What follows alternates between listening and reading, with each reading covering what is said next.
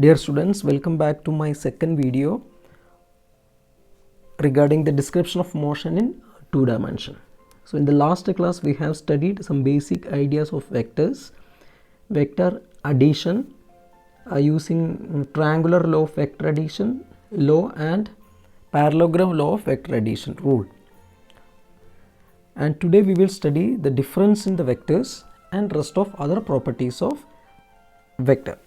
Now vector difference. So here I am going to deal about how to find the difference of two vectors. So let me consider two vectors. This is my vector A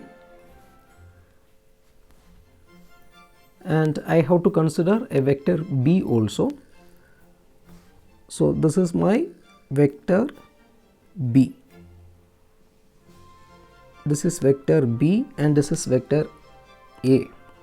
Now how to find the difference of these two vectors? Okay, so first of all let me draw a parallel line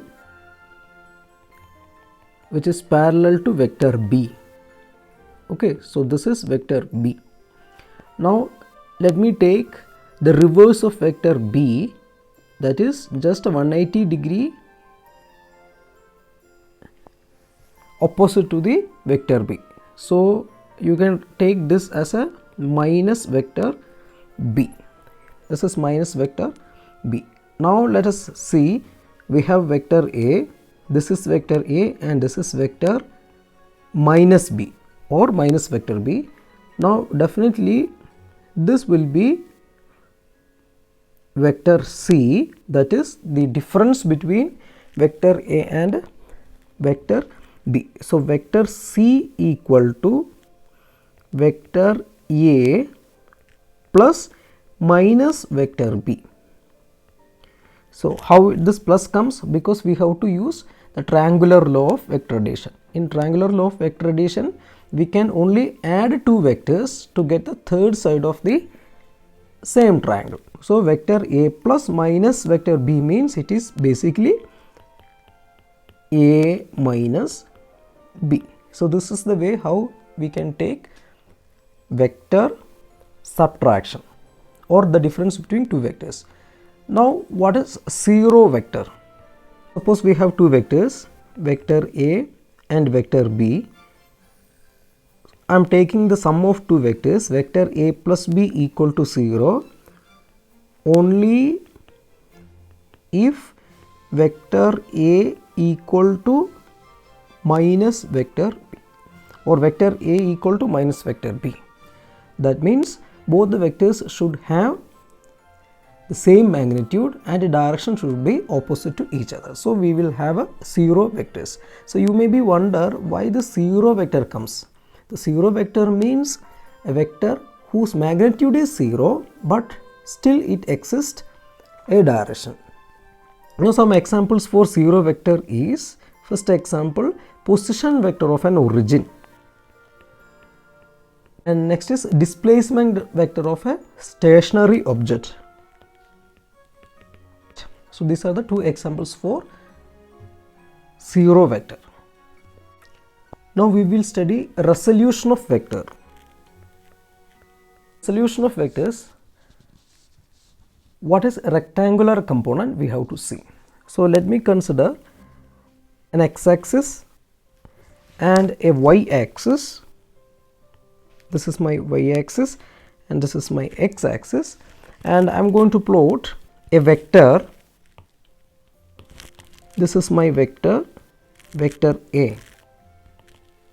Okay, and vector A makes theta angle with the x-axis.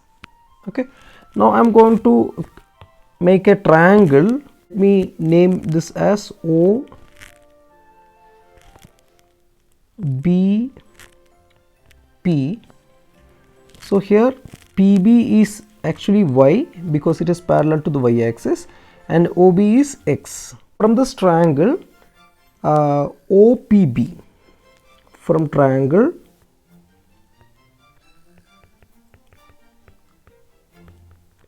OPB I can write sin theta. Sin theta is opposite side by hypotenuse. So my opposite side is y, that is PB. So PB by hypotenuse. Hypotenuse is vector A. That is PB equal to vector A sin theta.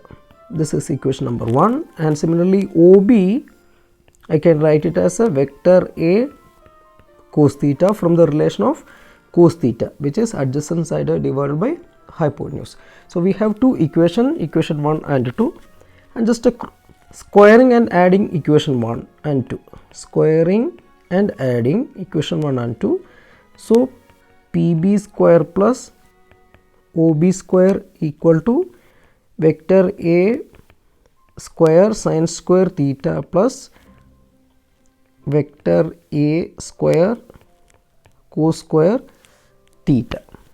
That means PB square plus OB square equal to vector A square sin square theta plus cos square theta is 1. So vector A square is equal to PB square plus OB square, which implies vector A equal to square root of PB square plus OB square. PB square plus OB square. Now, what is basically the resolution of vectors? For example, resolution of vector means, let us consider a vector A, and I have resolved this vector A along two components. One is x component and another one is y component. So resolving a vector along two other components are what we call as the resolution of vectors. So this way of representing a vector is basically in rectangular components. So rectangular component means we will have a x-axis, y-axis, or sometime it may be of a z-axis also. Lot of examples are there for the resolution of vectors. A boy throw a ball to the sky and it will be moving like this in a parabolic path. So he is standing here and he just throw a ball. So ball will be moving like this and the direction of motion of the ball will be like this. Now this is the ground and acceleration due to gravity will be always acting downward. So first of all, consider the ball is here and this is the point A, and in the point A the acceleration due to gravity will be downward, okay, and the direction of velocity will be like this, tangential, like this. So here you can see that I can resolve the force acting on the ball into two components. Like this is the horizontal component, that is x-axis, and this is the vertical component and this is y-axis. Now you can see that the velocity is a vector and the direction of motion represents the direction of velocity. So the ball moves along both x-axis and y-axis, that is there is a contribution of x-axis and the y-axis. So this is actually the resolution of vector. So velocity vector is resolved along x-axis, that is along the ground component, and along the y component, that is the vertical component. Here vertical component means it is actually a negative vector of acceleration due to gravity, that is F is equal to mg. So lot of examples are there. Similarly, the frictional force or motion of an object through a inclined plane all are example of resolution of vectors. Next is multiplication of vectors. So how to multiply two vectors? So first we will study the scalar dot product. Example, consider two vectors, vector A and vector B. These two quantities are going to multiply each other. So normally we will have two kinds of a multiplication. One is scalar dot product, another will be vector cross product. The first case is scalar dot product. So here we are considering two vectors, vector A and vector B. You can have any vector in the physical situation. It can be of a velocity E vector or acceleration vector or any other quantities you can consider it. So let me take the product of these two vectors like this, vector A dot vector B. This dot symbol means it is a dot product. So vector A dot B will be always AB cos theta. AB cos theta. This is a vector dot product. So there are a lot of examples for a vector dot product. For example, let me consider force. Force is a vector, and similarly displacement is also a vector quantity, and the product of force F into ds, force into displacement is a work done that we have studied it. So here, since force and displacements are vectors, we can take vector dot product. Here force and displacements are vectors, so we can take a vector dot product. So let me write vector F dot vector ds is basically the work, and work is not a vector. Remember this one. That is why the name comes like a scalar dot product. The product of two vectors will be a scalar. So F dot ds. Now we will have some cases depending upon the angle theta between these two vector A and vector B. So let me write the first case. If theta is equal to 0, that is vector A dot vector B equal to AB cos theta. So if theta is equal to 0, A dot B will be AB, means force and displacement if you take, then the work will be maximum if theta is equal to 0. Okay, let us consider an example.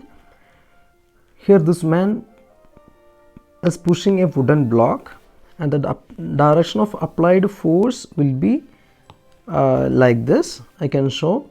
So this is the direction of force, and the direction of motion of the wooden block is also in the same direction of the applied force. So we can say that these two are vectors. This is a displacement vector and this is the force vector, and both will have angle 0 degree. So when displacement is happening in the direction of force, the work will be maximum. So work W is equal to force into displacement, that is force F ds cos 0, which is equal to F ds, means work will be maximum. Work will be maximum in a physical case only if the displacement is in the direction of applied force. Now let me consider the case 2 equal to 90 degree. Here you can see one girl, she is pushing her table forward, that is the direction of force is like this. This is the direction of force, but the weight of the materials which is kept on the table will be acting downward. So weight is basically the force. F is equal to mg, acceleration due to gravity. Force will be developed. So here you can see the direction of applied force is like this, and the force due to gravity is acting downward. So here angle is 90 degree. Definitely the table may be moving or may not be moving. The displacement will be there. So the displacement is not actually in the direction of the force due to the gravity. So if you consider the gravitational force, so as far as the gravitational force is considered, so work done by the gravitational force will be 0. How? Because work is equal to force dot displacement, that is F ds cos theta. So here you can tell that the displacement is along the applied force. Here the displacement is not in the direction of gravitational force. So F ds will be 0 because cos 90 is equal to 0. So work done by the gravity will be 0.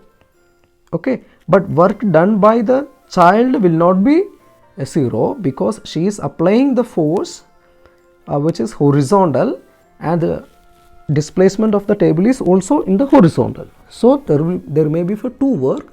One work will be the work done by the child along the ground, and another one is the work done by the gravitational force. Here the work done by the gravitational force will only vanishes. This is another example of case 3. A rocket is moving upward, so gravitational force will be acting downward. So gravity is acting downward, so mg is the force due to the gravity, and the rocket is moving upward because of the upward thrust. So here you can see the displacement is also just opposite to the direction of gravitational force. So displacement is upward and the direction of gravitational force is downward. So which makes an angle of 180 degree. So what will be the work? So let me write work W is equal to F ds, which is equal to F ds cos theta. So here theta is equal to 180. So I can write it as F ds cos 180, which is minus F ds, because cos 180 is minus 1. So I can write it like this: work is equal to minus work. So what is this meaning? This meaning is very simple. If the displacement is just 180 degree opposite to the applied force, so work will be negative work. There are a lot of other examples also. For example, the retarding force acting on a car when the car moves very fast and the driver apply a brake suddenly. So the retarding force will be acting on the car to stop it. That is what we call as the stopping distance. So after a particular distance the car will be stopped. Okay, now a general case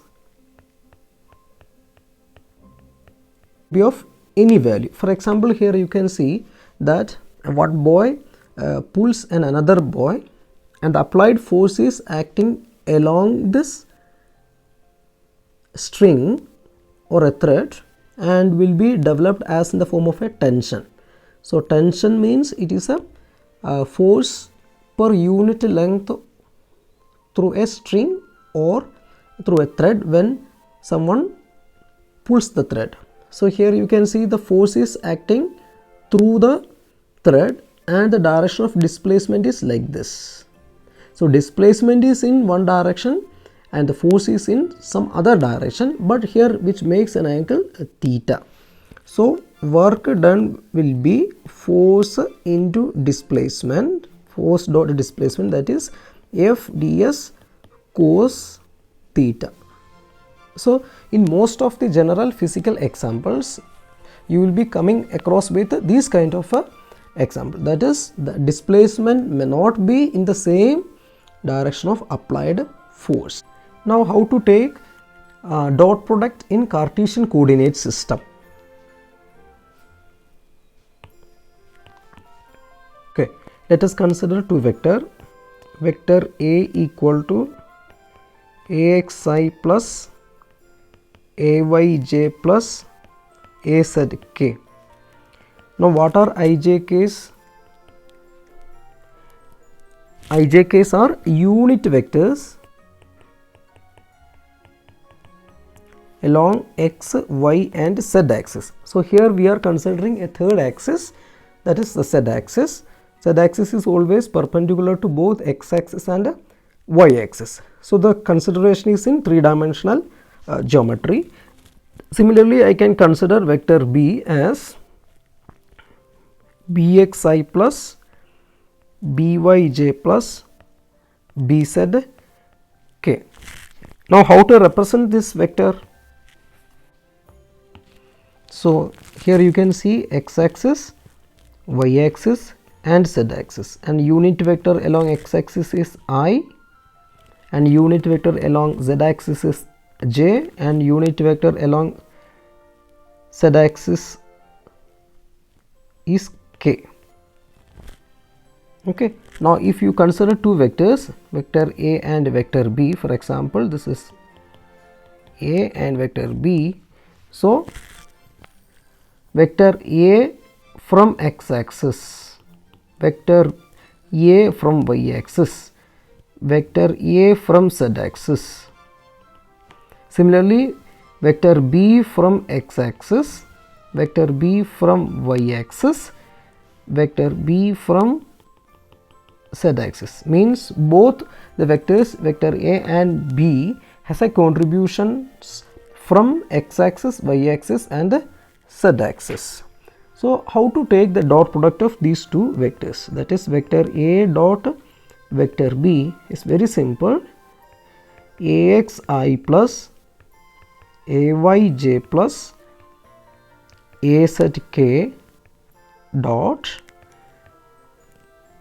bxi plus byj plus bzk. Now what we want to do, we are just multiplying I component, j component and k components.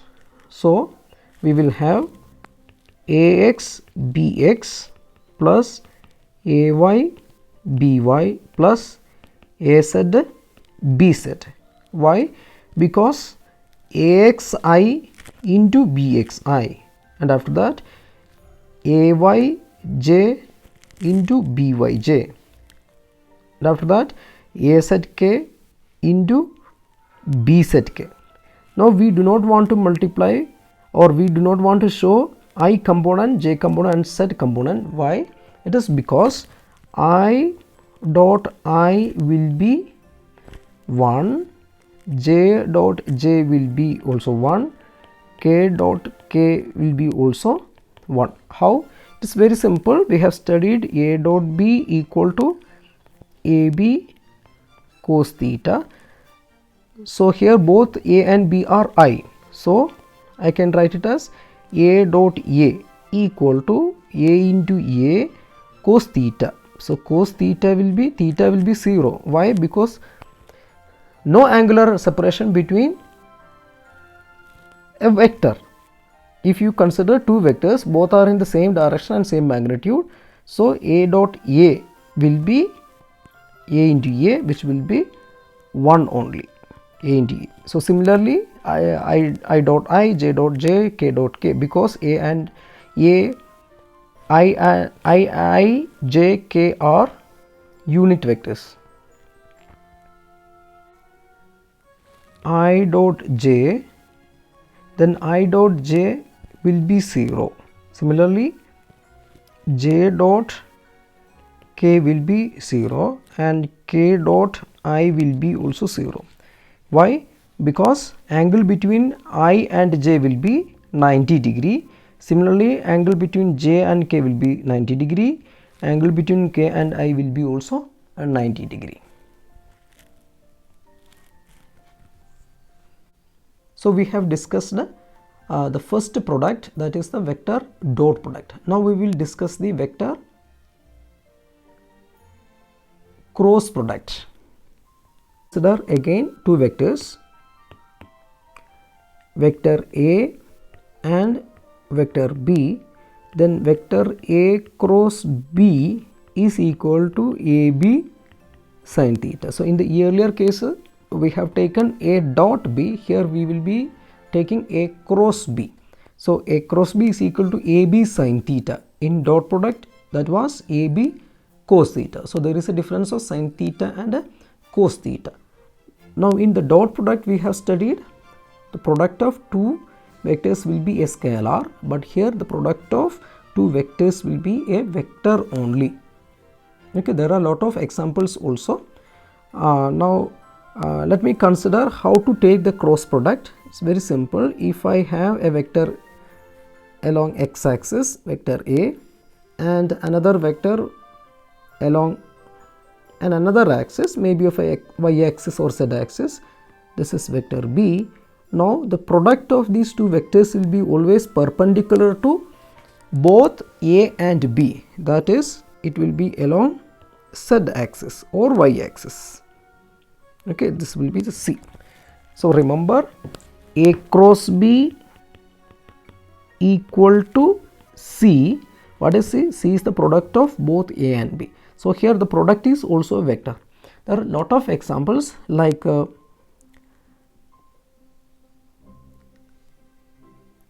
angular momentum L is equal to m v cross r. V is a velocity vector, r is a radius vector, and angular momentum is also a vector quantity. Similarly, v equal to omega cross r in rotational motion. V is a linear velocity, omega is angular velocity, and r is a radius vector in the case of a rotational motion. So remember, always the product of two vectors will be also another vector, and that will be perpendicular to both x-axis and y-axis, if you consider x-axis and y-axis as a base. Okay, now this is called right hand screw rule. So what is basically right hand screw rule? So let me consider a screw, and this is the circumference of the screw, in which the head is like a circle. Now this is my radius vector, and this will be the direction of motion when you rotate the screw using a screwdriver. So this will be the direction of rotation. So when the screw moves in clockwise direction, what will happen? The screw will be moving towards a point where you want to actually screw it. So direction of motion will be like this.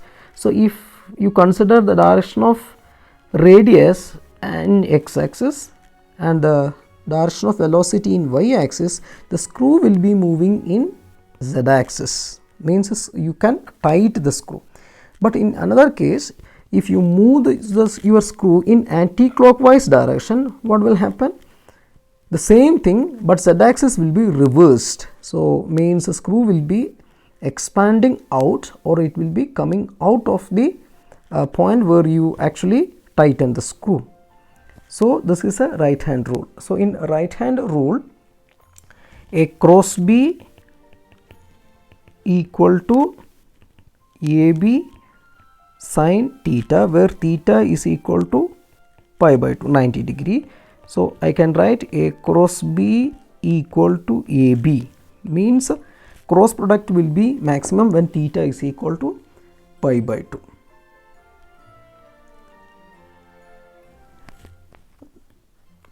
Now we can consider the cross product of unit vectors also. Just before that we have discussed the dot product of unit vectors, like I dot I equal to 1, j dot j equal to 1, k dot k equal to 1.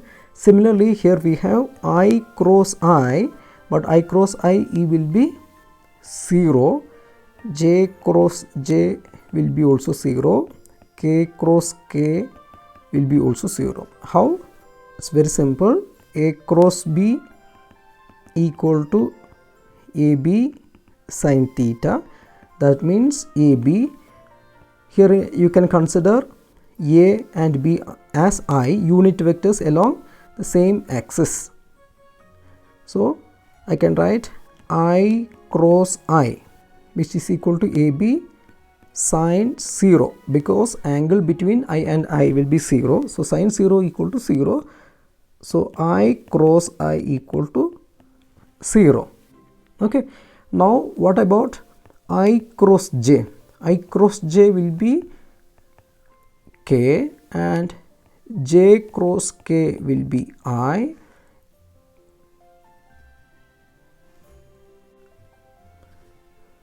I cross j. I cross j will be k and j cross k will be I. Next k cross I will be j.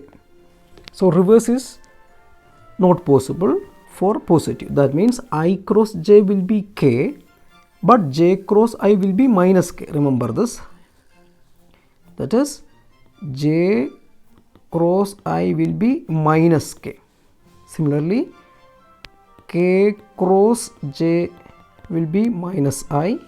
Similarly, I cross k will be also minus j. Now the proof for this result is keeping for you. You can try yourself by substituting value of theta in a cross b equal to ab sin theta.